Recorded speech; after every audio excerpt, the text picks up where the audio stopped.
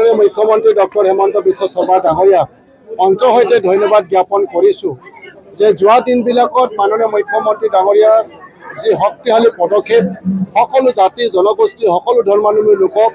সমানভাৱে তেওঁলোকে অধিকাৰবিলাক পোৱাৰ যিটো ব্যৱস্থা কৰি দিলে আৰু বিশেষভাৱে পঞ্চায়তী ৰাইজৰ জৰিয়তে গাঁও চহৰ চাহ বাগিচা সকলোতে যিদৰে বিভিন্ন কেন্দ্ৰীয় চৰকাৰৰ আঁচনি ৰাজ্য চৰকাৰৰ আঁচনি একেবাৰে দুখীয়া দৰিদ্ৰ লোকসকললৈকে মানে তেওঁলোকে ইয়াৰ পৰা উপকৃত হোৱাৰ এটা পৰিৱেশ যেতিয়া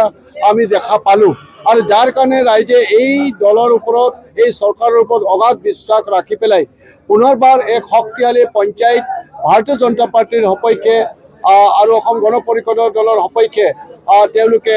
সিদ্ধান্ত গ্ৰহণ কৰি পেলাই আপোনালোকে দেখিছে যে আমাৰ তিনিচুকীয়া বিধানসভা সমষ্টিৰ অন্তৰ্গত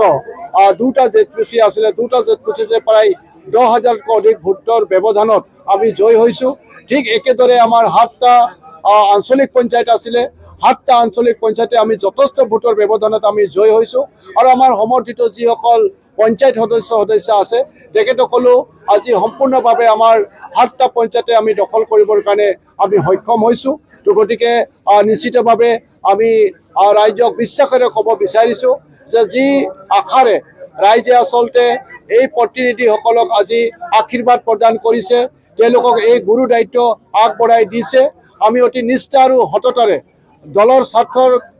সম্পূৰ্ণভাৱে আমি উপলব্ধি কৰি পেলাই আমি যাতে আমাৰ এই কাৰ্যকৰ্তাসকলে নিষ্ঠা আৰু সততাৰে ৰাইজৰ সেৱাৰ বাবে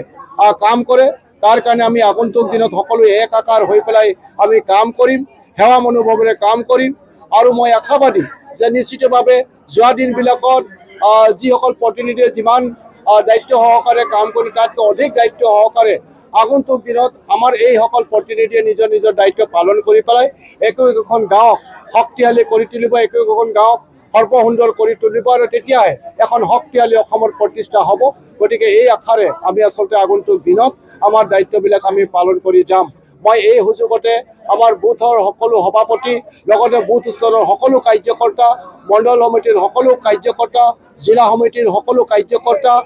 লগতে আমাৰ বিভিন্ন মৰ্চাৰ সকলো কাৰ্যকৰ্তাসকলক অশেষ ধন্যবাদ জ্ঞাপন কৰিছোঁ যিসকলে আজি কেইবাদিন ধৰি পেলাই তেওঁলোকে অতি কষ্টৰে ৰাতি দিনে নিজৰ দায়িত্ববিলাক পালন কৰাৰ কাৰণে আমি ইমান সুন্দৰভাৱে আমি জয় হ'বৰ কাৰণে সক্ষম হৈছোঁ। লগতে সাংবাদিক বন্ধুসকলকো অশেষ ধন্যবাদ জ্ঞাপন কৰিছোঁ যে তেখেতসকলে আমাৰ এই বাৰ্তাখিনি সকলো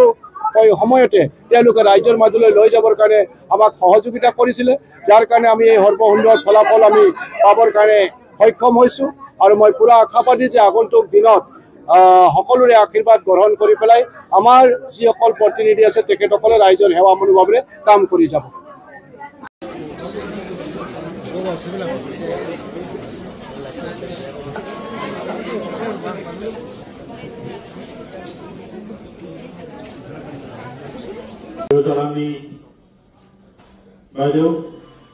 সকলোকে